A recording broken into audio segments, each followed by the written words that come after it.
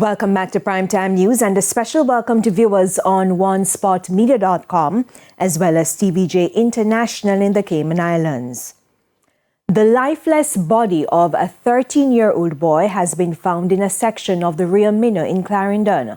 Following the tragedy, the police are appealing to parents to warn their children to stay away from the river. Sandy Williams reports.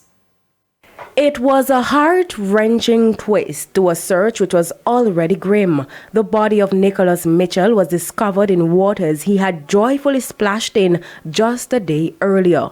The Old Harbour High School student had gone swimming with friends in the Rio Minho on Saturday around midday. It's understood that he got into difficulties before his body was pulled under the water.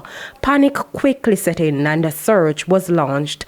Hopeful but anxious residents alongside the police and members of the JDF scoured the riverbank Saturday afternoon.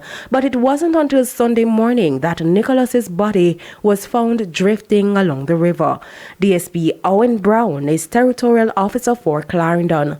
About 11:30 today, the body was seen floating in this section of the river where it was fished. It's removed to the Witt & Sons Funeral Home for further processing. Residents contend the Rio Minho is a danger zone. Frank feel like the river they come from another day and a whole river come out tonight, you know. So rain now if you fall down here if you come down there? No, my daddy, and yesterday when me see them, and them really, right now you go down there and actually it's there. It's red, and that's why you want somebody to carry down so with me, you know. While referencing previous incidents, DSP Brown is appealing to parents to give this warning to their children. We've had situations like these in the parish, and we want to ask parents to be very careful, warn their sons in particular to stay away from rivers. They are not able to judge the status of the water, how deep it is.